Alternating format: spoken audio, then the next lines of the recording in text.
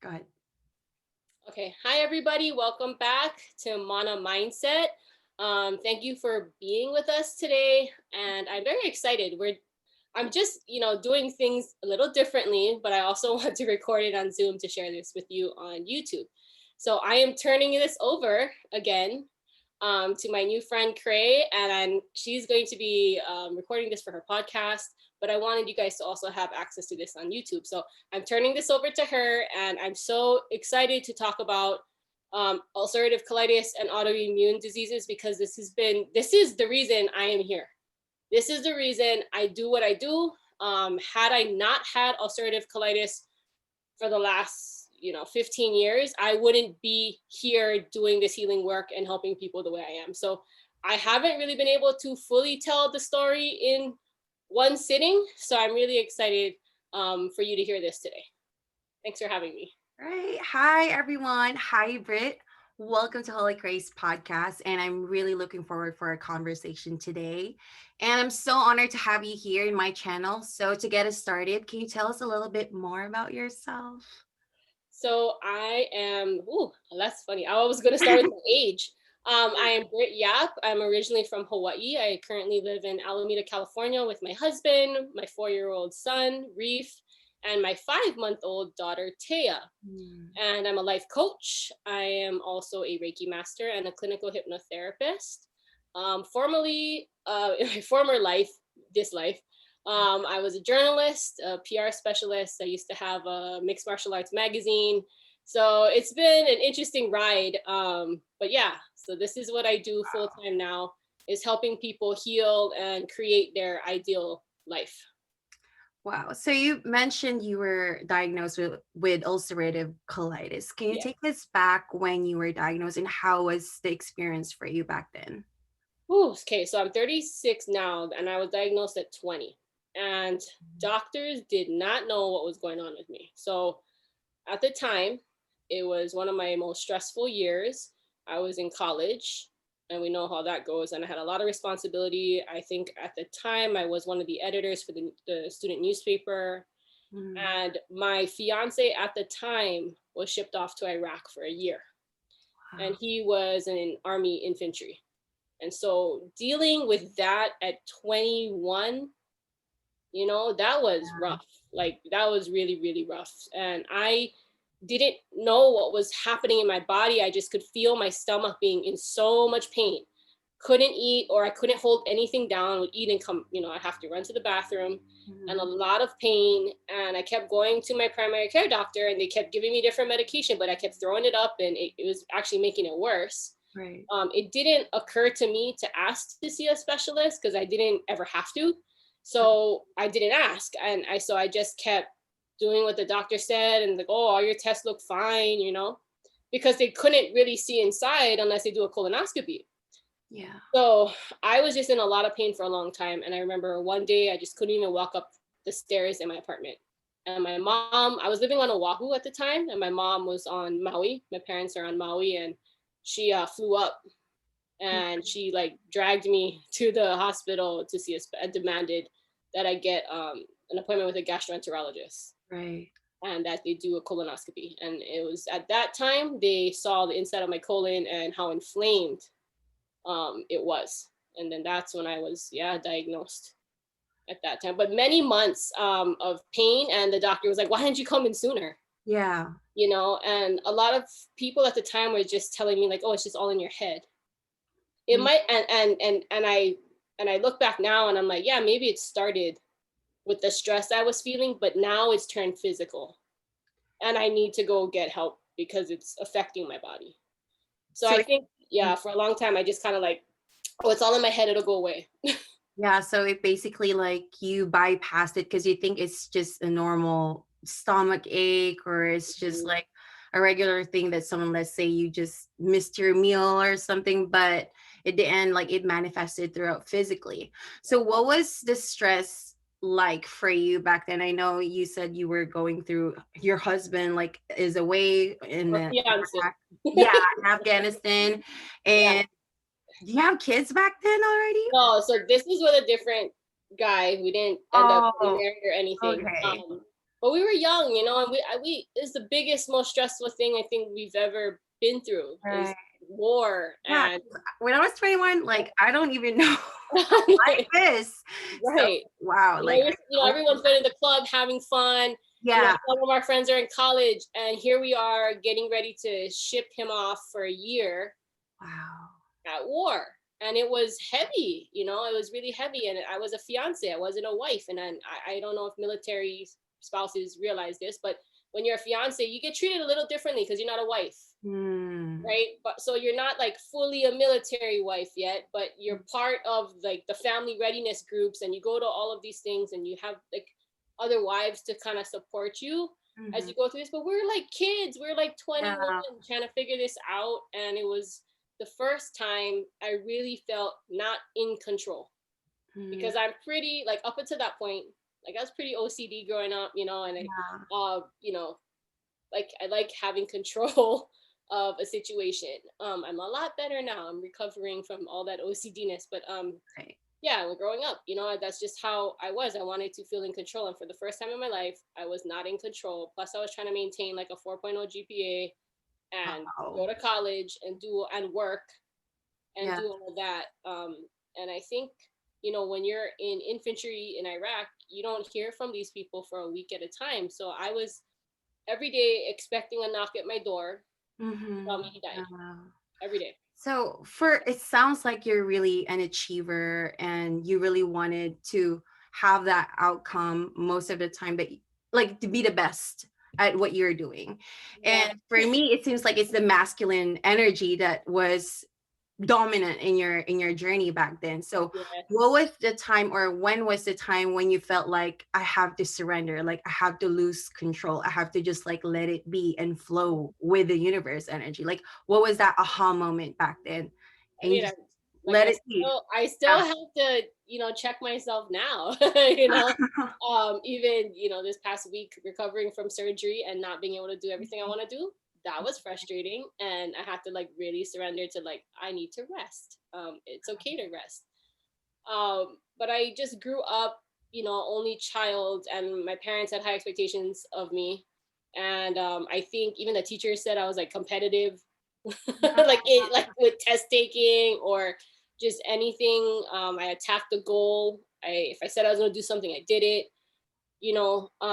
So like having more compassion for myself was hard. Yes. Like having like telling myself I could rest was hard, Yeah.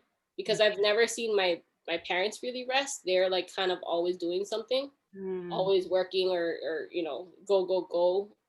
Productive, Mm-hmm.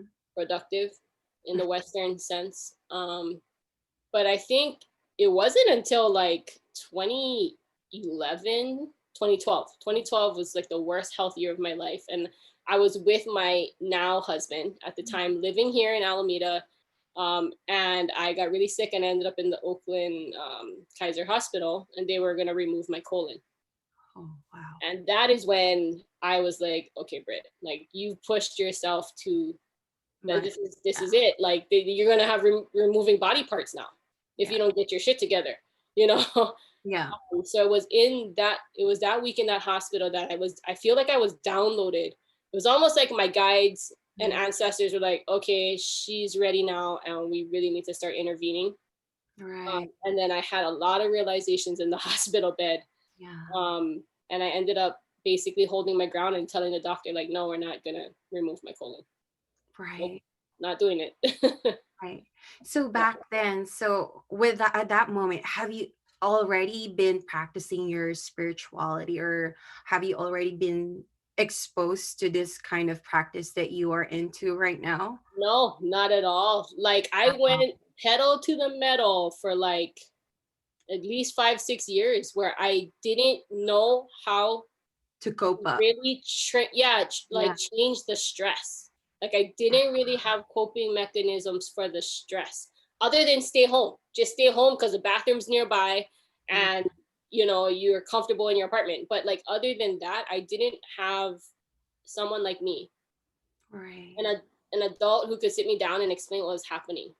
And so For me I as want to be that for people now, because I didn't well. have someone like me for several years. So it wasn't, I mean, I think I was like diagnosed in 2005 or something. And it wasn't until like 2012 that like light bulbs started going off that I really had to make a change, Yeah.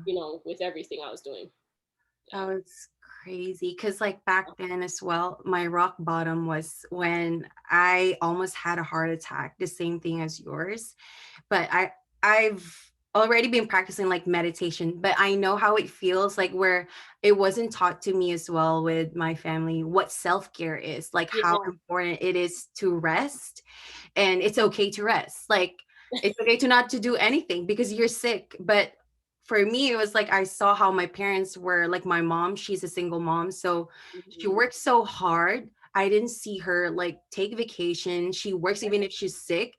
It's like I think it's that kind of mentality, like you hustle and bustle to make you feel more worthy of your time. So Yeah. I totally get that because I felt the same way. I was burying myself as well in like work or school to get my mind off with my disease. So with that being said, like what was your biggest breakthrough in your healing journey? Like how was it for you to like open up with your spiritual journey and now being a healer as you are at this time? I think there was a couple really big standout moments, but Mm-hmm. it started 2012 in that hospital room. Mm. Something I felt was just downloaded into me, and it's almost like they got me. My body was shutting down. You can't die from having ulcerative colitis, but you can die from your body Yeah. shutting down from all these different medications they're giving you. And I was at that point where I was like, I'm gonna give up because I can't see myself living like this forever. And that's what doctors tell people with chronic illnesses. This is indefinitely. You're gonna be taking 6 pills a day, 10 pills a day, indefinitely. We don't have answers for you. Like, what? Exactly. And when someone told me that when I was 21, I was like, indefinitely, that does not feel good in my body. And I remember that feeling. And then in 2012, they're like, we have to remove your colon because there's no other way for you to heal. Mm. That didn't feel right either. Yeah. So it was like all these things going off in my body going, nope, nope, don't agree with that, no. And it was this aha moment in the hospital where I said, you know what? I got myself in this mess. I Mhm. can get myself out. And Right. for the first time, I felt empowered because everything up to that point is just like you just feel on this roller coaster you don't have control over. Right. But then for the first time, I felt like, no, no, no, Britt, you got yourself in this mess from all this stress over the years and Mm. going pedal to the metal, not taking breaks, and you need to change something. I didn't know what the change was going to look like, but I knew I could not continue the Mhm. way I was living my life anymore like that. And my Right. husband in that hospital room started doing research, and he found he found someone saying hypnotherapy helped them with Mm. ulcerative colitis, and he reached out to this lady in Oakland and Mhm. got an appointment for me probably like a week after I was released from the hospital. And with just 4 sessions with her, it was very helpful, Wow. very, very helpful. And then and then we ended up moving back to Hawaii. Mhm. I think it's very important to be in a healing space. And for me, family, friends, the ocean, what was familiar to me was where I was going to heal. And so we made a very big decision to pack up our stuff, move back across the ocean, Right. and move to Hawaii. And then when I was there, a couple months into me being there, I found a mentor. I didn't know she was going to be my mentor. And like things started to move into place. But my grandma, I've told this story before. My grandma had an aneurysm and she almost died. And they medevaced her from Maui to Oahu to Queens Hospital because it's a better hospital Mhm. for head trauma and things like that. And she was in a coma. And the second, I think it was the first or second day she was in the hospital, my family had a family meeting outside. And it was the first moment I was able to be with her just one-on-one in the room. And something started to tell me what to do. It told me to get up. It Wow. told me to walk over to her head. It told me to lay my hands over her head. It Wow. told me how to visualize and how to visualize the energy coming from God into me, out my hands into her. And it just told me to send love. And so as I was doing that, her right side like started to twitch. And she's in a coma now. So I ran outside to get my husband. I was like, you got to come see this. I don't know what's going on. He's like, what are you doing? I was like, I don't know what I'm doing. Just watch. And so I did it again for him, and she twitched again, like she was, you know, her something was responding, her energy was responding. 2 days later, she came out of the coma. So Wow. she's been my teacher because I worked on her. Yeah. She's alive in the nursing home on Oahu, and this was like 2013 when this happened to her. So it's 2020 now. I practiced on her. I didn't know what I was doing, but I just kept doing it, and then I found someone to really teach me Reiki and explain it more. Wow. That was when things got cracked open. Amazing. That's like a huge miracle right there. Like, honestly, like I feel so good. I felt goosebumps when you were just talking about it. But with that being said, like I want to know, like, how can you trust your intuition that way? Like with all the things that you went through, you never had a second doubt doing what was said onto you inside you, and you just went with it. How was that? Like, what was in your head that time? Like, what were you thinking? Like, oh, this is my gift. I can do this. It's like, were you confident that time, or It was was it was funny because, like, well, with my grandma, it wasn't about me. It was about her. And I tell everyone, all my students, you know, when you do Reiki, you take your ego out of it. It has nothing to do with you. yeah, All you become is this beautiful channel of love. And that's it. And just for the highest good for the person in front of you. You make no promises. All you know is you're doing something good. And whatever the outcome is, that's what's meant to be for them. And so I just trusted that, like, I'm just going to send my grandma love. And maybe she'll feel it even more because I'm doing it like this, or, you know. And she was, and it was just very channeled, right, very specific to where I wanted to work, and they really wanted me to work over her head. yeah.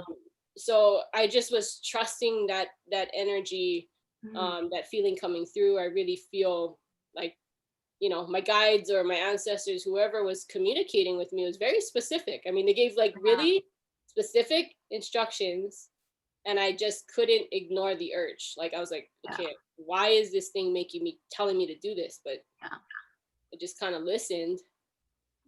I want to know, like, it sounds like you already have this in you. Like, there's just got to be one specific situation that could wake you up. And with this gifts that you've had already, with your family, do they have the same practice as well? As what do they do Reiki healing as well? Can you tell us more about that? Yeah, I think it's funny because the generation before ours, right, especially Filipinos, Yeah.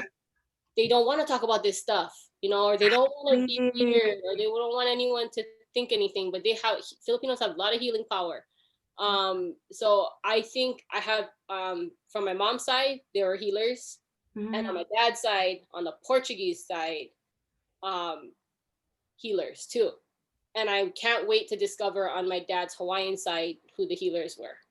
I'm kind of like asking the universe in the last couple of years to reveal that to me too. But the way I grew up was my mom was very open to different healing modalities. So and we're in Hawaii. There's Hawaiian healers, you know, there's shiatsu, massage, acupuncture. So I've been around that stuff, you know. So I was already, didn't realize, but I was already open to holistic ways of healing. Yeah. My mom would bring me to these healers, and now looking back, like I was telling you the other day, I always had an issue in my solar plexus, in my stomach area. Yeah. Even as a baby, my mom would have to take me to my auntie's house in the middle of the night, and she'd have to rub like my stomach so I could go to sleep. I'd have like holy stomach. And so I was just open, you know, because my mom would go to these people and she would talk about Reiki. And once in a while, she would put her hands over me. She was never formally trained until she took my course. But she would put her hands over me, and I could feel the heat from her hands, and it's just love, right? So yeah, I very much believe people who have gifts, it's definitely in your lineage. An ancestor or several have been healers before. Yeah. So ask your parents when you're Right, because for me it was like I was in the Philippines. I don't know if you're aware of the term herbolario. So my mom lives in Pangasinan, which is like a very far town from downtown, let's say out here. and I get to experience this type of healing. And back then when I was young, like when I get like fever and stuff, they would get guava leaves, they would boil it and like tap into my body. And I don't know what's going on back then. So I was like, okay, and then I'll feel better the next day. And then there's also one time I saw this Herbalife guy. He's wearing a turban. I don't know what he called that. And then he would light a candle and drop it on the water. And it's just so vivid on my mind now that I'm connecting with you, like this, like people who are open to spirituality. It's just like it made sense. And I don't, like you said, Filipinos, they are not fond of talking about this type of healing, which is amazing. It's like it's holistic, and it's like Yeah. it could cure people like in a way that we don't have to like take invasive procedures. Like me, like I Yeah. almost had like a surgery Yeah. back then, and I said no, like the same thing as you. So when we talk about this, I was like, wow, like I had the same experience. It was like that aha moment. So the question is for me, now that you're aware of like this whole practice, Reiki healing and energy healing, like what is now the cause of your disease that you think that you've been holding for most of your time before you Um, Sorry. I were hope able? that didn't pick up. Somebody was like, It's I'm okay. trying to turn this off real quick. No, I put it on do not disturb and my phone's still ringing. Maybe silent, like turn down But the volume. yeah, I'm like about to turn my whole phone off. So you're asking what is the root cause, right? Yeah. So now that with your Reiki perspective. So I want everyone to think about where, when they get stressed out, where do they hold stress in their body? Is Hmm. it your head? Do you get headaches? Is it your throat? Is it your heart? Do you have a hard time breathing, right? Is Yeah. it your stomach? Do you have to run to the bathroom? Right. Where in your body are you holding your stress, right? Right. Because we have different energy centers, different chakras. And Mm. for me, obviously, my stomach is the thing that holds my stress ever since I was a kid. And then I was having ulcers, and then it led to ulcerative colitis. So for me, when you're holding stress in your solar plexus, it's a lot of anxiety. You don't feel in control. Um, and for a throat, if you're not speaking your truth, if you haven't been able to express yourself, the backup gets in your throat, Mhm. right? Heart chakra, love, relationship, self-love. Yeah. You know, and if you that doesn't if you don't find ways to release that energy, it can end up into something chronic like breast cancer. Yeah. So I already know when someone comes into my office, just by their physical ailments, their body is already telling me where they hold their stress. And if there's trauma there as well from childhood, Right. then even more it's packed on, right? So you hold your stress there, plus there's trauma that you haven't worked through yet. So it's a big blockage in that energy center, Mhm. right? So looking back, like I said, I wish I had someone to explain that to me back then. If someone was just like me explaining to my younger me, hey Britt, this is what's going on, you're Mhm. not crazy, you're just stressed out Mhm. and you're not finding healthy ways to release that stress. Right. Plus you're type A OCD, competitive control, like that's how you were raised, your mom's that way, that's why we learned how to deal with stress from our parents by observing them. So I Mhm. observed my mom and then I hold stress like her. And so that was there from when I was a kid, plus Mm. just all this stress over the years. So then it turned into something chronic. And so I really want people, if there's any takeaway today, is to really understand where in their body they hold stress and Right. how can they let that energy move through them instead of getting stuck there. Right. Right. I Yeah. totally resonate with that. Like, because Yeah. for me, it's thyroid disease. So it's hyperthyroidism, which is Graves' disease. So I've been holding myself to speak my truth. And growing up, it was really difficult for me to show up just by being me because I'm gonna be emotional, but it was just Okay. really difficult for me to express myself without thinking about people's judgment, like my parents' Mm, judgment of me, like how do I act, how should I be outside in the society's judgment. Like I really have to play small to and not even explore other things because it doesn't fit what they think I should be. And I don't blame my parents. I don't no, blame them. It's no. because that's what they know what's best Yes, for me, and yes. that's They're what they doing know their how. best. Yeah, Yeah, they're doing doing their their best. best. Yeah. And for me, it was just like I was just receiving, right? And I didn't know how to love myself because I'm seeking from them, like seeking from love from them. So it was difficult to just now that I'm authentically speaking to you and sharing this story publicly. I've never been able to open this up, and starting this podcast, it's so healing for me, and sharing it with you is more than healing than I've ever had imagined throughout my 29 years. So Yeah. it's I'm so grateful for that I met you because Yeah. I also want this the same feeling that I'm feeling right now, this sense of freedom and authenticity for everyone to know that it is possible if you listen to your body and just like connect within. Yeah. And Yeah, that it is was just so so for people to know, we had a yeah. conversation for the first time on the phone a couple nights ago, and I was explaining to her, oh yeah, reflecting back, I realized my stomach was where I hold my stress all these years. Then it turned into ulcerative colitis because I didn't handle that and take care of that and heal.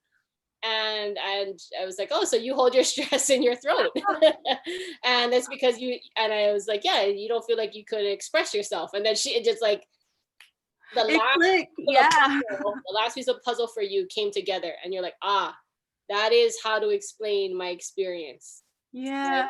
Is that Like you you couldn't were express the yourself. answer for what I've been seeking for. Like the universe was just really like it's such a divine timing to have interviewed you. So I'm so grateful because I was like, where did it come from? Like I know I have a cousin who had the same disease, but like it's so far and like both of my parents are healthy and I've been so active. Like it was because of me. Like I was always putting everything under the rug, like it's Yeah, shrugging things off when I'm stressed out. I wasn't recognizing them, but I was just ignoring and going on a different like distract myself, party and act out, yeah. but not really like process my emotions. I did that in my 20s too, girl. I was Yeah. partying and trying to forget about it. Oh yeah, Yeah. yeah, And drinking and like exactly. living unconsciously. So it was like that time was Yep, wow, like, and yep. now looking back, it's like you're so right. And when you said that, I was like, oh my God, that is so true. Because I've been lying to myself because I'm the one who's making myself like a fool because I'm pretending. I was pretending. Mhm. Um, And yeah, I without being and sad. I told you, as long as you keep dancing, because Yeah. the sacral is also our other expressive point in our body. So as long as you keep dancing and you keep doing this podcast and speaking out and allowing others to tell their story and tell their truth, Right. this is the two most healing things and most awesome things you could do on a consistent basis so Hmm. that you never have to worry that you're going to go back to where you were. Because Yeah. the energy is just flowing now. It's not stuck anymore, right? Ah, And then you're allowing the opportunity for other people to do the to flow. same. Yes. Yeah. Yes. Yeah. So this is the most healing thing that you could ever do. You're living it like right now, every week. You know, Yeah. super healing. Honestly, so it's like dance became like a blessing to me too. It was like because 3 years ago, that's when the time I did the radiation therapy instead of surgery. Good. So I really focused holistically. I'm gonna heal holistically. I'm not gonna depend on the medication, not Yeah. thinking that it will like cure me, but I will focus on my mindset that I will get better in my own time, focusing on my physical, mental, and my spiritual health. So it was so divine like a year ago that dancing came upon because Yeah. growing up I was bullied. Like I tried to Mhm. audition for dancing and it was like they said like, "Oh, stick to sports because you're not good at it." So that like I Oh, was so suppressed. Like I oppressed in a way where I was always pleasing people Yeah. to like fit in, and so I couldn't express myself fully, and I had to like go with people's opinions. So Right. I'm so happy that you said that, because Yeah. So honestly, this dancing, podcast is all yours. You can yeah, do whatever you want. when I dance, it's so empowering. Like I am Yeah. like a different person. Like I'm like I feel like you said, like you have those empowering moments. For me, dancing and talking and sharing my experiences with you is something that I feel like energetically, I'm having goosebumps right now just talking about this. It's so powerful for me, and I feel like I will never stop doing this. Yeah. But yes, Yeah. oh my gosh. With that being said, like, Mhm. what are your tips for people knowing we are our own healers? How can they do that in their own way energetically, or something that simple steps or tips for you for them to do the same thing? I think depending where people are, right? So if someone has a chronic listening right now and they have something chronic in their body, Mm-hmm. it might not be diagnosed yet, but you know you've had back pain for the last 10 years in the same place, right? Right. Or you know, I really hope to find for you to find someone. See, it's so hard. What I do is so specific. Mm-hmm. And I think therapists don't have the same approach that Yeah. I do because it's more spiritual and it's about the energy centers. But I would hope that they could maybe go find a Reiki practitioner or a Reiki master or a life coach that they trust. Find someone you trust and Mm-hmm. that you really flow with to talk about some of the things that are coming up, whether it's from your childhood, whether it's from the way you hold stress, whether it's from fears you have. Talking about it helps, right? So that has to, you have to start there, right? You have to acknowledge the problem Mm-hmm. for you to be able to find the solution, right? And then don't just take medications. Yes, if the medications are helping you get through the day right now, Mm-hmm. but in the meantime, work on finding the root cause. Because if you just put the band-aid on, you guys, it's still going to be there 10 years from now. And guess what? These medications have side effects. So if you don't, Exactly. you know, if you don't, something that bad doesn't happen to you from the initial diagnosis, then side effects from the drugs that you've been on for 10 years is going to start coming up, right? Mm-hmm. So finding someone that you can talk to and work and figure out what the root cause. It's like when you go outside and pull weeds, you don't just cut it. If you want the root to Yeah. come, you gotta pull it from the root, right? Yeah. So getting to the root cause of why you feel this way, where is the trauma coming from? When was the first couple of times you felt not good enough, not worthy enough, this kind of thing, right? And like and talking through that, and Reiki helps to move the energy and unblock your channels, Right. right? And getting regular Reiki on some kind of regular basis is a good maintenance you can do for your body. Mm-hmm. Just like Tai Chi or Qigong, Yes. same thing. You know, I used to watch these old Asian people at the park doing these stretches every morning, thinking they were crazy. Now I think they're brilliant Yeah. because what they're doing is our chakras are spinning. And kids, their chakras spin fast because they're always moving, go, go, go, running, running, running, right? Kids. As you get older, you become more sedentary. You sit at a desk all day, then you sit in your car, and then you get home, you sit in front of the TV. You're not moving as much, so the energy can't flow out of your body. It's getting stuck, Mm-hmm. right? Then let's then add an unhealthy diet to that, and then add stress onto that. Yeah. Now everything's backed up in your body. Mm-hmm. So eating good, and when I say exercise, it doesn't have to be like hard exercise. Like I said, it could be qigong, it could be tai chi, Mm-hmm. just something, stretching, yoga, Yeah, yoga. something, dancing Yeah. that gets your energy flowing through your body every day, Right. right? And helps the chakras spin so that it can release the Really. toxins in your body. Yes, right? We have to release, you guys. Pee, poop, tears, Right. sweat, right? This is how we release. That's why when people say, oh, don't cry, it's like, why? The body wants to release toxins. Crying is a way the body is releasing Yeah. toxins. It's good to have a good cry once in a while, Yeah. right? I So also like journal as well. Like when I feel like I process my emotions that way when I journal, and then I cry at the same time. I'm like, okay, I choose love instead of this. I pray, and I just like let my inner guide to just like flow through me when I feel that emotion, like that intense emotion sometimes. So, and I feel like I could release it that way by journaling them and reading back again. I'm like, oh, this is not what's serving me. This is not the emotion that I want right now. I also have a question for you in relation to energy, with law of attraction. Do you also correlate your practice with that, with law of attraction Oh, knowledge? completely. Yeah, Yeah. completely. Because it's a law, you guys. Like if Yeah. I, pick up my pen and let it go, it's gonna drop, like law Yeah. of gravity, right? We know that. So that's how, for sure.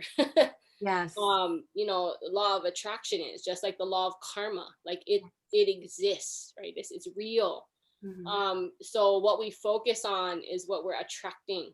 Yeah. So that's why I help all my clients who are worriers, not warriors, worriers, recover from being a worrier.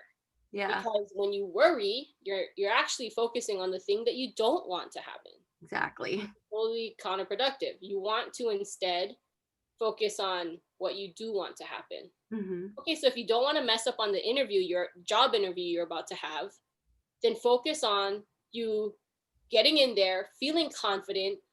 You know yourself the best, so you express yourself the best, Yeah. right? And if you're meant for the job, it'll happen. And if something's better for you, then that's okay too, Yeah. right? So getting into that mindset versus the mindset of like being really stressed out and really worried and a bit not going well. Mm. So Yeah. focus on what you want. Don't Mm. focus on what you don't want. Right. So with that being said, like I feel like since you became a healer, I feel like you attracted that gift or that like practice that you have right now, or your profession right now. Do you think like it has always been within you that you wanted to be a Reiki healer, or was in from your grandma healing her paved way to that path for you? I think everyone's story is so different, and this is where it gets like a lot of layers. I have seen several of my past lives, and I was a healer in and warrior. That's why I got a lot of masculine energy coming from me too. Mhm. So I've seen several of my past lives, and in several I was a healer. Mhm. So I think there's this natural, intuitive flow to Mhm. gravitate toward healing. Right. People who come to my Reiki class, I feel like they were called, whether they were a healer in past lives and whether it's been in their ancestral lines, so passed down to them. I Mhm. think sometimes both. Mhm. So I think that's going on. The past life thing is going on, and it's coming from my ancestors that were before me in this life. Mhm. And I think people have to make the decision to want to help others. Right. I know a lot of gifted people that are too scared Right. to do what I do. They're too afraid of the judgment. They're too afraid of failing at saving someone. They're Right. too afraid, to really tap into this world. They're afraid of what they're going to see or what they're going to connect to. So I think finding a good mentor as you go on, or mentors with an S, several, to Mm. help you is a game changer. Because Yeah. you're not going to figure it out on your own. You need people to help you explain things to you and answer questions when you have questions along the way. Yeah. So people ask me all the time, can anyone do Reiki? Yes, Mm. anyone can do Reiki. I can teach anyone to do Reiki. I prefer to teach people who are doing it for the right reasons when I Mhm. feel their heart is in the right place. So I make that judgment when somebody reaches out to me to take my class. I don't say yes, just because I say yes. I have to feel the energy is aligned with mine, Yeah. and it feels right because they're going to be my student. And so that's important to me. And all it really is you need to keep practicing. So people go, Britt, you can train someone how to do Reiki in a day. Yes, because we're all energetic beings. Yeah. Energy will flow from us. And if you have the right intentions, I can definitely teach you the foundation for Reiki. What you do after class is keep practicing, keep practicing, keep practicing. Right. Okay. So that's what people have to do. And I think to your question, I kind of explain it like all most of us who are born, we can, for example, we can run, Mhm. right? Okay. But what makes the Olympic track star?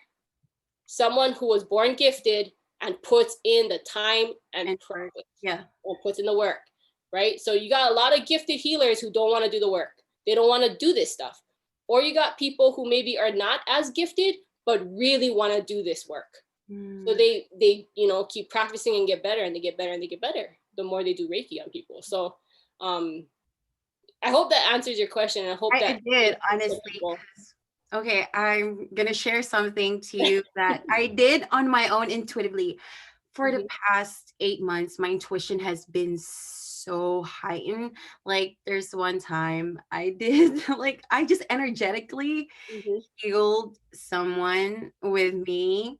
I just wanted to do it. I put crystals with the chakra points yeah. towards their body, and I just did it. Like you said, send love. I was like sending positive energy, all the flowing, because I was overflowing with love that day. I feel like sharing Perfect. it, and Perfect. I was, yeah. So I was like, can I do this with you? And the person was receptive. So I'm so glad that he is. So it's like, I'm like, okay, let's do it.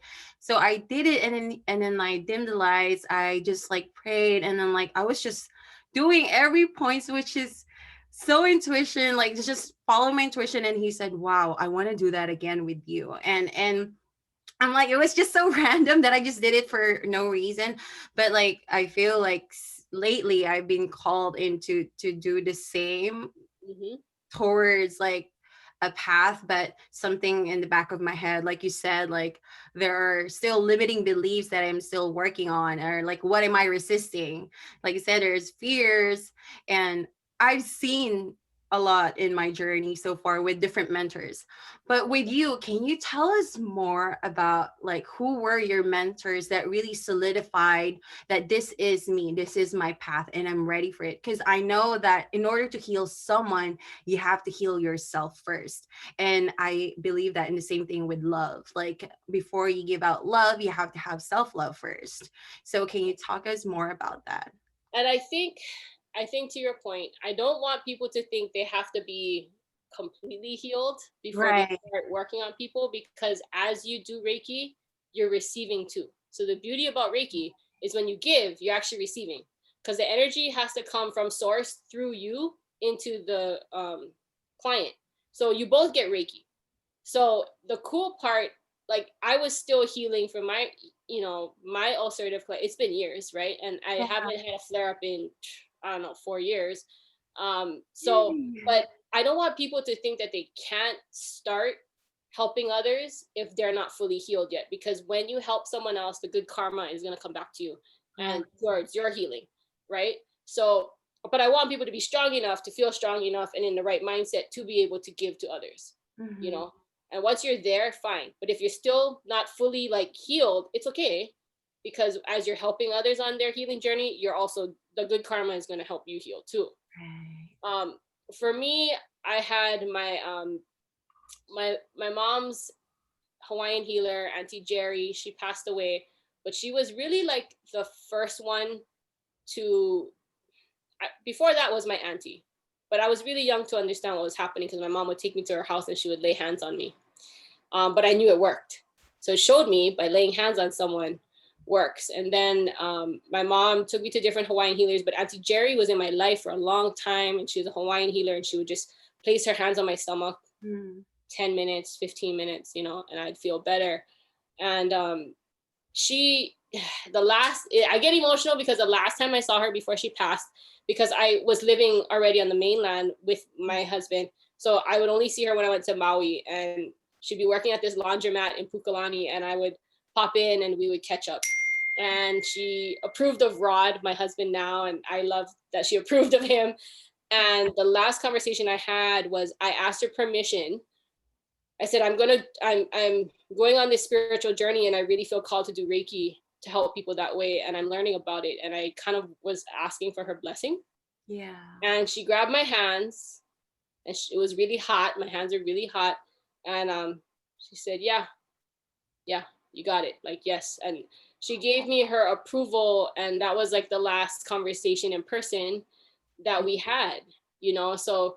And my mentor Yoshie, I went to see her for some mediumship to communicate with my friend, and she ended up telling me all these other things. My grandpa was coming through to tell me, my grandpa who was passed on the other side, and he was telling me I was going to do work similar to her. And I couldn't get that out of my head. I was like, what? you know And so Yoshi has been a big part of my journey. Raven Keys, I think people who are into Reiki should look up Raven Keys. I've learned from her. I got attuned by her too. But a lot of people, and I continue to learn about pranic healing as well by Master Cole. He's Tony Robbins' energy Yeah. healer. So it's just been a crazy ride, and I've just been so like open to it all. Yeah, and you mentioned that you're also doing animal Reiki. Can you Mhm. tell us more about that as well? It sounds like really amazing. You met these people all throughout your path. Once you said yes, that I'm gonna be a healer and I want to give back to people and I want to heal people the same way as what happened to me. And I feel really great hearing this from you because it sounds like you're my life coach right now. But so it's like I want to hear more about the animal Reiki healing. Like, how is that? So animals, just like kids, are Yeah. probably the easiest to work on because they don't have all this clouded judgment and they're so receptive. Like you said, your friend that you worked on Yeah. was very receptive that day and you were really feeling the love flowing through you. But what a divine moment to do it. Hmm. That's when the best healing sessions happen. You know, when the healer is feeling grounded, connected, is a really strong channel, and then the person is a really good receiver.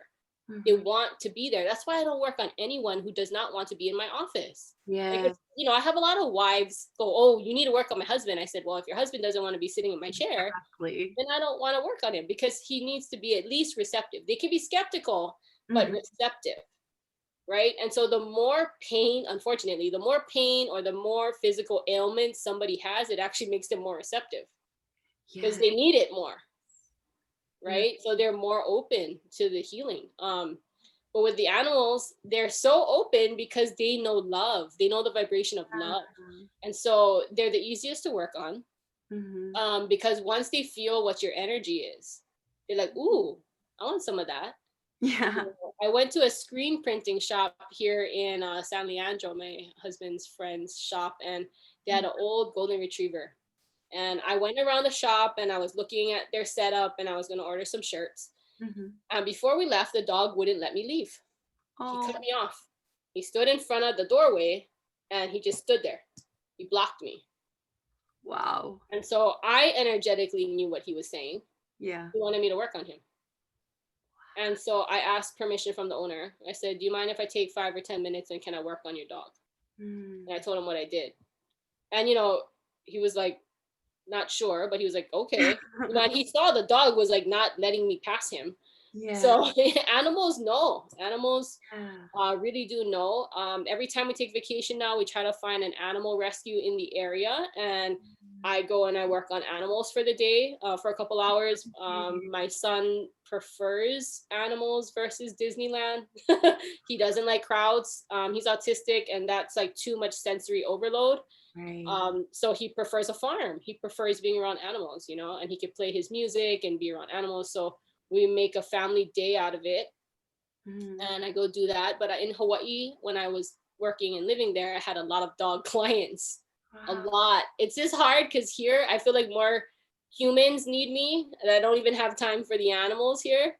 Yeah. Um, but I've worked on, dogs. I have a 100, I don't know, 40-pound tortoise. That's my pet in my backyard, and I work on him. He'd probably want me to work on him more often. But I don't have that much time. But you can work on your animals. So some people just take the Reiki class to learn how to work on themselves and their pets. Right.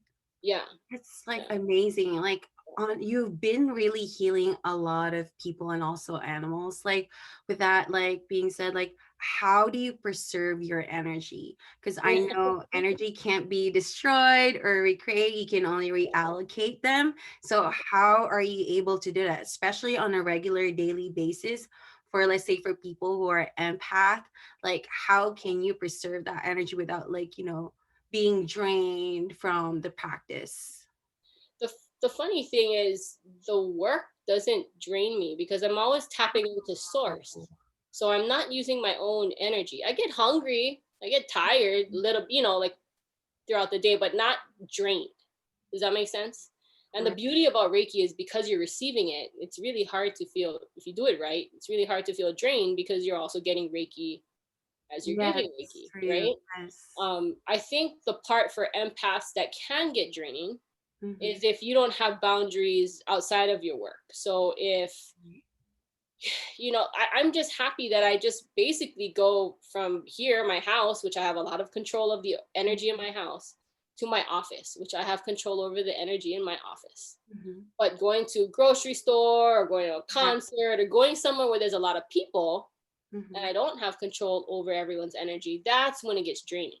So what I do is I just limit my time in those places. Or if I want to go to the grocery store, go early in the morning or go when it's not busy.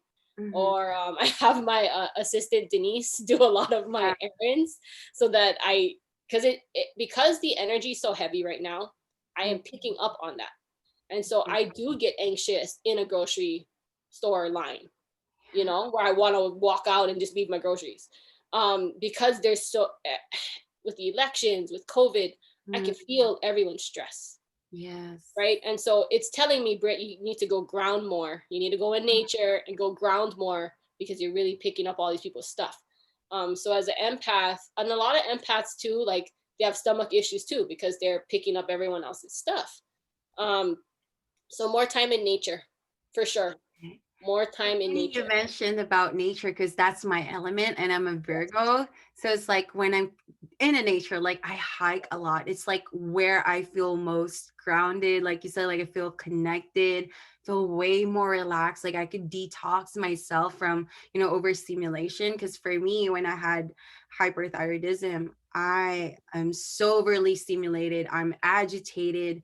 I feel like that was all the energy that stuck within me that wanted to come out. That's why I was so like finicky. And now that you mentioned that, ever since like I was just dancing and like doing podcast sharing and journaling a lot and using my tools and meditate as well, it's like I feel like my energy is just flowing. And when I go out, it always my intention to protect myself. So I wear my crystals. And I feel like I still get drained when I get back home, but also now I limit with the people that I used to hang out before Yeah, because I felt like, oh my gosh, they're draining. There's yeah, so much negative energy around them. yeah. Um, can you give any tips for people who are, wondering about Reiki and also about energy healing, but have reservation about it? Like how are they going to be able to like, yeah, this works for me? Because sometimes like I feel like the holistic healing is still far fetched from other people, and I wanted to raise that awareness. And for you, being a teacher and also a healer and a survivor of like that lowest point of your life, can you just tell us more of the tips that you could share to everyone? Yeah. For me, I was at the lowest point of my life. I had nothing to lose, right? And so Okay. a lot of people who end up reaching out to me have nothing to lose, where they're going through postpartum depression and they don't want to do the drugs that the doctors have them on, or they've tried everything else and nothing's working, right? So those are the most receptive because they're like, my back's up against the wall and I have nothing to lose, right? The people I'm actually worried about is the ones that don't have the chronic illness yet, the Mm, ones that are not really really sick yet, but the way that they're going is they're not addressing the stress and trauma, mm, right? So they're still holding it, but they just haven't had life kick them in the butt so hard yet where yeah. it showed up full on physically in their body where it's debilitating. I don't want people to get to this debilitating point, where body parts need to be removed or doctors are saying your body parts need to be removed, right? So it's really about being open to trying something new, finding the right person, looking at the reviews, watching maybe a YouTube video or their Instagram and seeing, oh, is this the right person for me?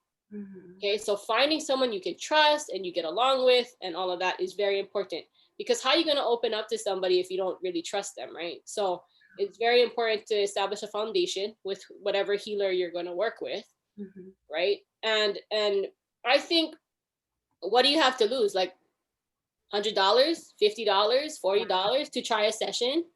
Try it. Just Yeah. try it. But go open, go like like we said, go with a receptive Mm. mindset. Yeah.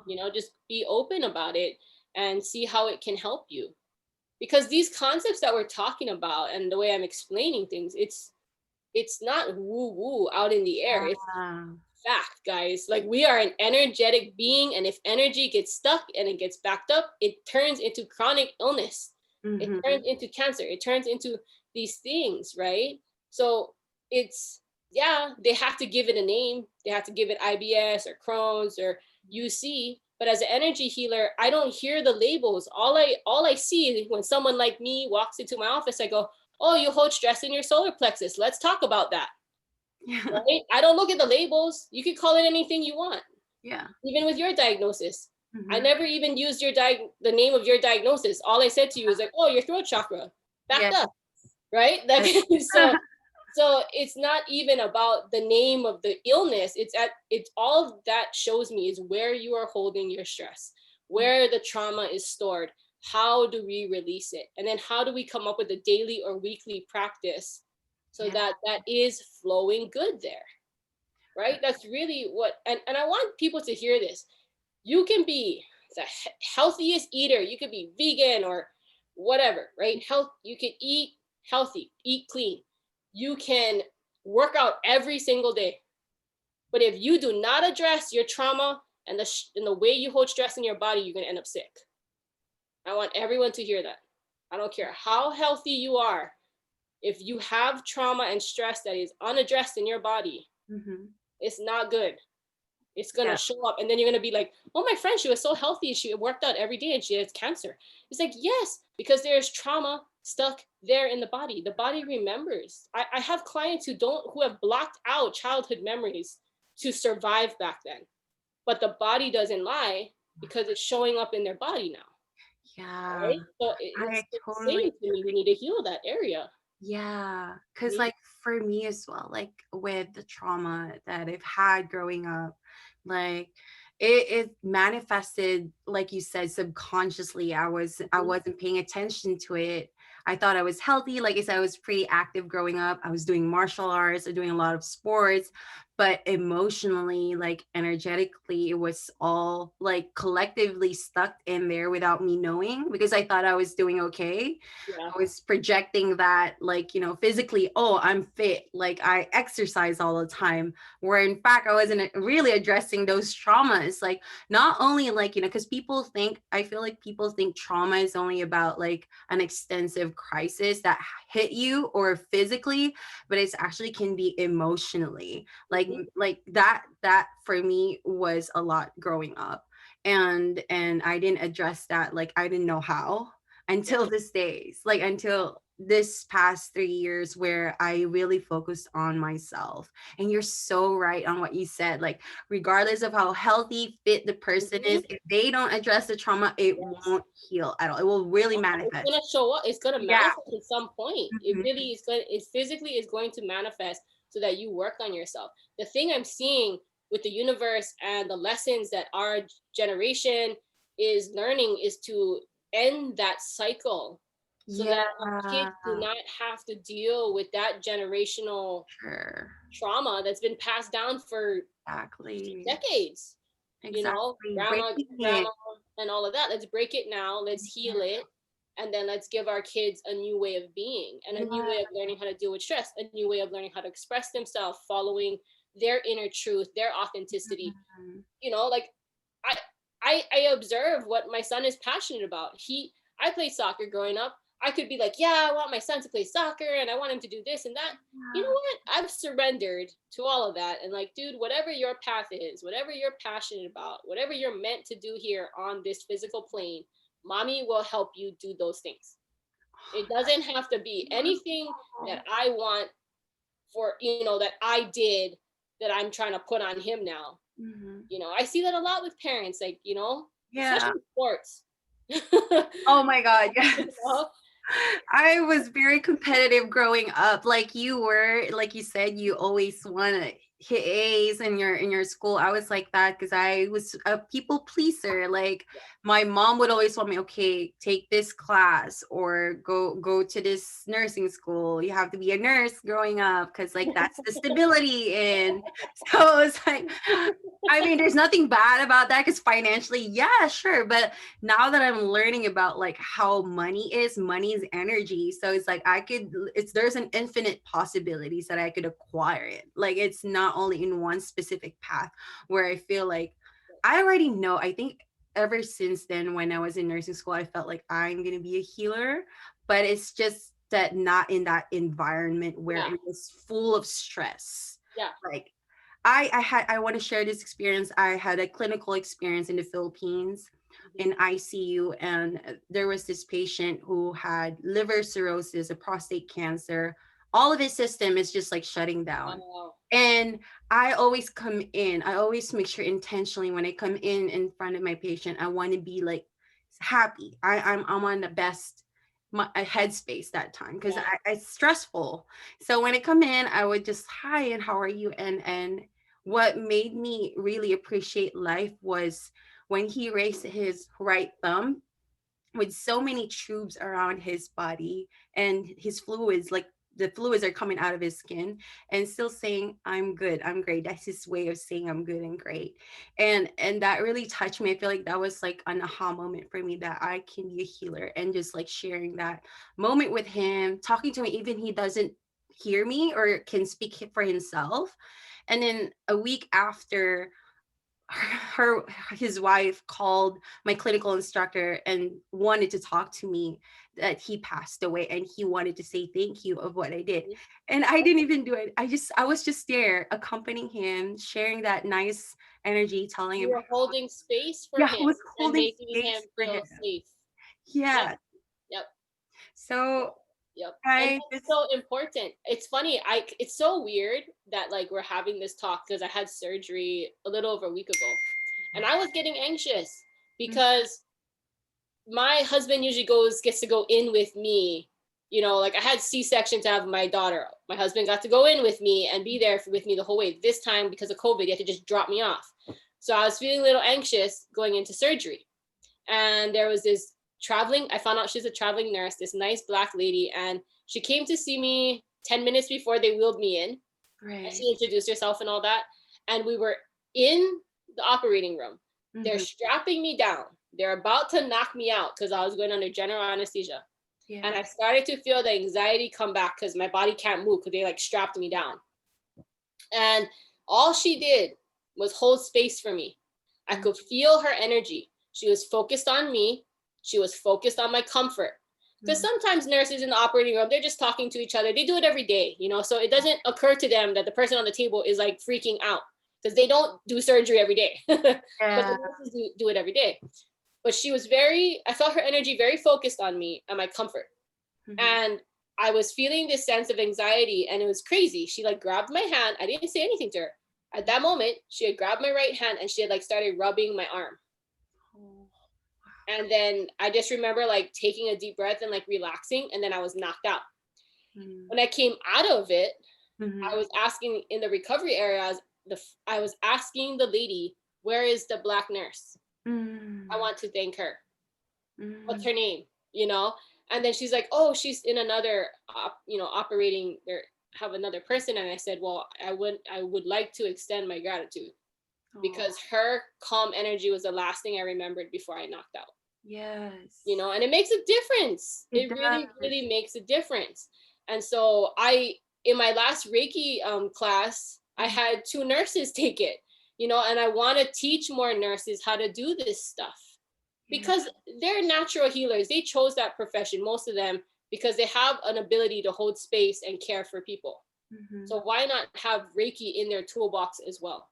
Yeah. Right, to work on themselves after a long day and like work, you know, even just the way she held my hand. You can do Reiki just by holding someone's hand. So just the way she Yeah. like rubbed my arm, to me it was transmitting love.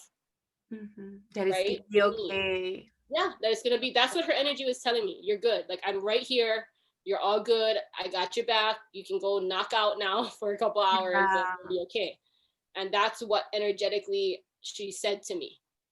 in that moment. So it's So good. incredibly important. Yeah, like this is such like a huge gift for everyone because I feel like for me as well, like back then when I was a student nurse, I couldn't hold my emotions well because I get so sympathetic to my patients. So like with you, like you're very in tune with yourself that you don't necessarily attach yourself from someone's Yeah. crisis. Yeah. Can you tell us more about how to like not like, you No, know? that's a very, very, very good question. And especially if you're going to do the type of work I do, and I work on people almost every day.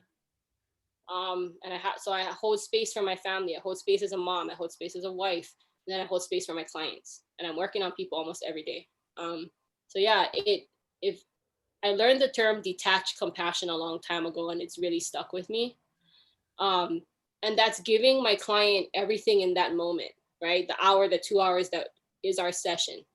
Mm, But when that is done, they have free will. They have their life. They have their lessons that they have to learn. And I can't attach myself to however that plays out at yes. all, because that's free will and that's their life. And we all have different lessons. We came here to the physical plane. We incarnated at this time to learn.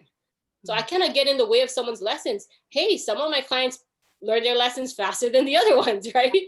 So we can move on to the next thing we need to work on. And some people, we're still talking about the same thing. And it's like the third session we've had together and we're still talking about the same thing. And that's fine.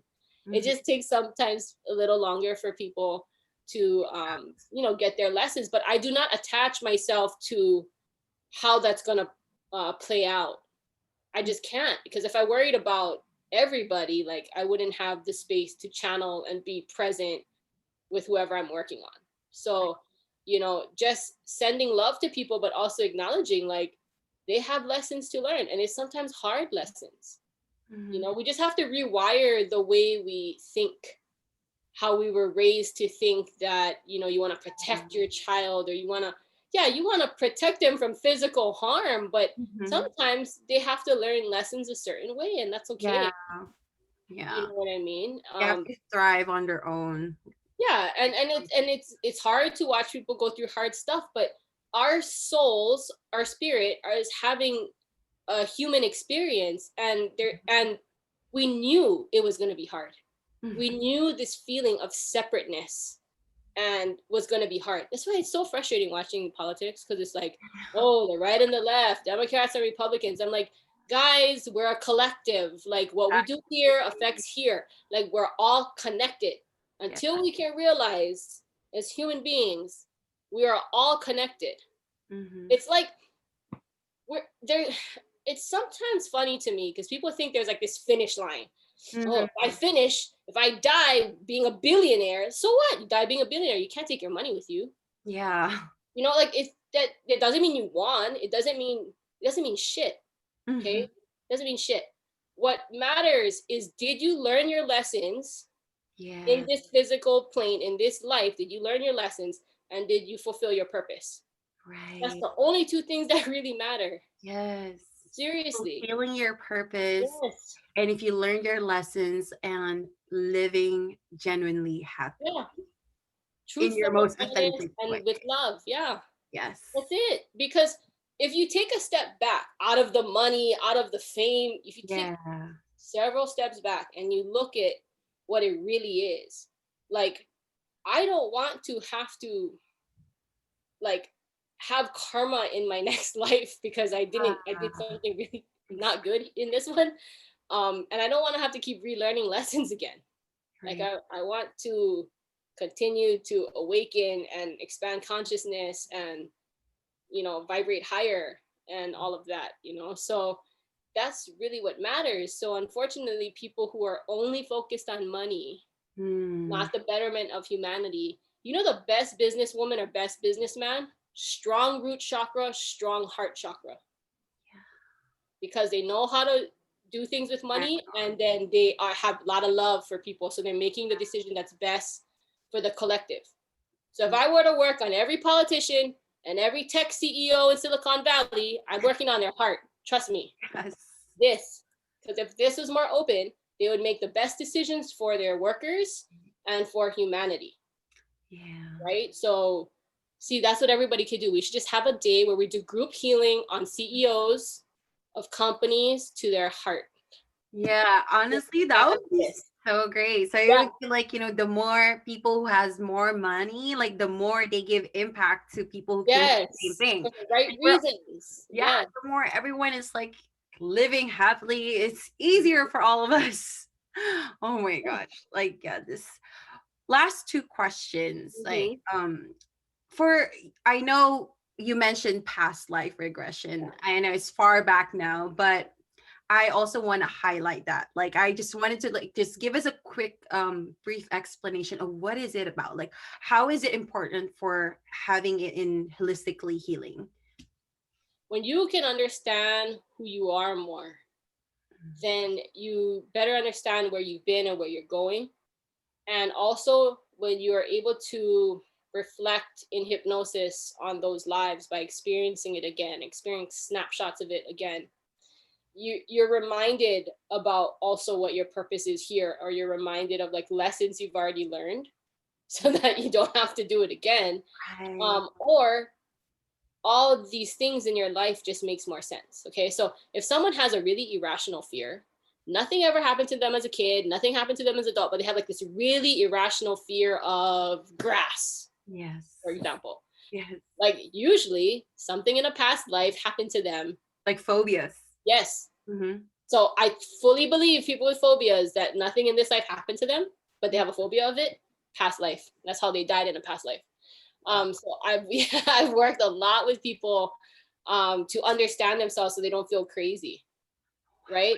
And it's like, why do we have like natural tendencies in this life? And maybe like our parents. I'm thinking of one of my best friends, Amanda. Like her mom doesn't like go to the beach. Her mom's not like a beachy person or whatever. But she, if you met her, she's like a fairy mermaid energy. Seriously, fairy mermaid. And she loves the ocean. She goes diving for shells, like all of this stuff. But she never grew up with that. Mom never taught her that, like, Yeah. but just has this like natural um, Connection. connection to the ocean and to shells and then she created a business that was around that. So people who have these natural tendencies and don't know where it comes from, it's usually from past life. And the cool part is like as kids, we remember, especially like the life right before. And like kids will talk about it if you let them. But Right. then once like they're around 5 and adults start giving feedback like, oh no, that didn't really happen to you, or what are you talking about? Or you must have saw that on the TV, or that's so crazy.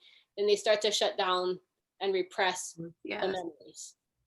But they remember, kids remember. So I'm super fascinated to even like talk to kids to see Yeah. what memories they have. And I would love to like write that down. And you Right. know, I have so many books I want to write around this because I've done over 200 past life regression sessions for people. And Wow. it's like every time like watching a movie, because it's like reading the best book ever, because they're Yeah. describing all this stuff and I'm like, oh my God, like this is amazing, It's like and so hearing this from you gives me so much visuals in my head because I have a trypophobia, which is like clustered holes. I don't know why. oh I have fear of them.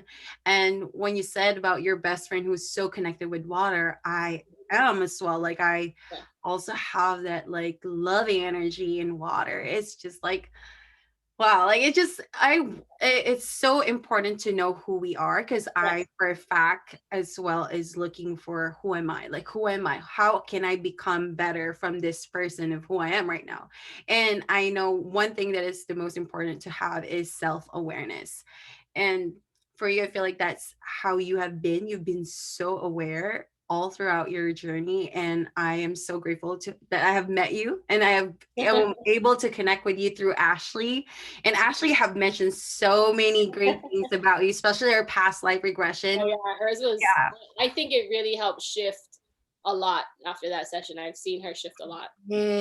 She did. I agree. She definitely shifted a lot from that day when she talked about it. That was last year, I think. Yeah, it was Yeah, last year. yeah. And for the last question, which is what is your best advice for your 21-year-old self? Oh geez. Okay, one more thing about that, since we're talking about Ashley. Okay. I think past life is also good sometimes to see how you know people in this life, Right. right? So then it would make sense, like, oh, that's why I have a hard time dealing with my brother in this life, or Mhm. my mom, or whatever, because this was our relationship in the past life. Yeah. So that's another thing that people can learn, is like how they know people in this life. Yeah. Right. So that it just makes more sense. Yeah. Um, oh my gosh, advice to my 21-year-old self. Slow down for sure. That it's not a race, and that I can achieve all the goals I want. It doesn't have to be all at one time. It doesn't Yeah. have to happen all right now. Yeah. I have so many goals for my business, but I know that I'm also a mom and I'm also a wife, and it Mhm. might just start unfolding over the next couple years versus me trying to like knock all that out in 1 year, right? So slow down, have something more sustainable. That word just like comes to me so much, is like having a sustainable healing business so I don't get burnt out, Yeah. having um, a sustainable family life so that that we don't go days without talking or seeing each other or not connecting. Like we work, my husband and I work really hard on constantly staying connected and communicating. It's very, very important to us. um but just like trust in the process, and things are gonna turn out better than you've like ever imagined. Because Mhm. like if you told me back then this is what I was gonna be, I would have laughed at you. You Yeah. know what I mean? Like, oh, Brit, True. you're gonna do like this healing thing. I'll be like, no, I'm gonna be like a journalist, and like, Yeah. because so some of the best things in life happen because they weren't planned, Exactly. and that you were guided. And so become better at co-creating with the universe. Mhm. Right? It's kind of like imagining that you're at the top of a staircase and it's dark and you can't see the whole staircase. You kind of know it's there, Yeah. but you can't see it. And so you're scared to take the first step. But if you take the first step, then you'll see the next step. And then you take the next step, and then you'll see the next step. Right. And so that's kind of like life. Like everybody wants to see how the whole thing will play out, but it's like, why? That'll be so boring. Right. There would be like no surprises and no Yeah. spontaneous things. Like that's knowing everything is not fun, you know. So Yeah. I think people need to have more trust in this process and co-creating with the universe and focusing on really harnessing and understanding energy. And if there's anything I really wanted to take away, is like Reiki is like, take my Reiki class to better understand energy. Right. And so if you better know how to under like flow your energy or use your energy, or imagine how much more powerful and empowered you'll feel. Like Yeah. I teach men, and they're like get so fascinated with this stuff. They feel like they're like Dragon Ball Z, like like like they're like they love it. They're like, oh my god, this is so cool, because they can feel the energy in their hands and they're learning how to use energy. Yeah. So yeah, if anyone's interested in the class, I teach at least once a month in Alameda. People who aren't in California are begging me to do some type of virtual course. I really prefer the sacred space of in person, and I Mhm. prefer to do attunements in person. So I'm kind of like fighting technology on that one, but I know that I will need to eventually do some type of online course for Reiki as more people get interested in it. But I think even if you don't want to like have a business or anything, just learn how to like use your hands to heal and work on yourself and your family members and your pets and stuff. So I think it's important to understand energy. But yeah, my 21-year-old self, like go find someone to talk to for sure, and take it easy and know Find a that, mentor, right? just know that life's gonna be okay. That like you're gonna have highs and lows, and it's never like it's a life's supposed to be like this, Yeah. right? It's never But linear. we're just Mhm. what we can do is just get better at dealing with the downs so that we turn it Mm. around faster, right? Mm. So it's not like a big dip. It's like, okay, bad day but not a bad week, right? Right. Or bad week but not a bad month. Like we know how to shift the energy quicker, transform that energy quicker. And the other thing I was going to say about Mother Earth, she's the best transformer of energy. So when you're too tired to shift, like you're just like drained, Go to Mother Earth. Go for a hike. Go sit by the water. Go outside. Go for a walk. She is the best transformer of energy, right? So that's why it's so important for us to get outside in nature, Mm, and every day if we, possible, yeah. because she transforms that negative to something positive. She's Yes. the best one at it. So Yes. yes. That's a great advice. I love everything. I feel like all of your advice back then, I couldn't do it, but now I'm doing it because I'm more in tune and aware with myself. I've always wanted to have someone. I mean, looking back when I was 21 years old, I would have. That's my mindset before. But now, with all of your advice, I feel like I'm doing it now. And what's more important is to do it better at this time when I'm more Mhm. aware and really moving forward for a better me, becoming the best version of myself. So, thank you so much, Britt. Thank Or you for this opportunity. I really appreciate all of the wisdom. That was really amazing. Like, I couldn't thank you so much for this interview. There's so much wisdom and gems that you've shared to us. Can you tell us where to connect with you through social media or any upcoming events that you have right now? yeah, I have a couple classes lined up for the rest of the year. So if people want to learn Reiki, let me know. Like I said, there is no prereq as long as your heart is in the right place. I'm willing to teach. I'm more active on my Instagram. I have a Facebook, Holomua Healing Arts on Facebook, but I'm like more active on my Instagram page at Holomua underscore healing underscore arts. Just type in Holomua Healing Arts. You'll find it. My YouTube channel is backslash Mana Mindset Mhm. on YouTube. So you can check out my videos there. And just you can always email me info@holomuahealingarts.com for any questions. And I look forward, even if you just have a question or if you just want to give some feedback about the podcast and what you heard today, that's totally fine too. Yes. Yay. Thank you so much, Rit. Thank you for having me.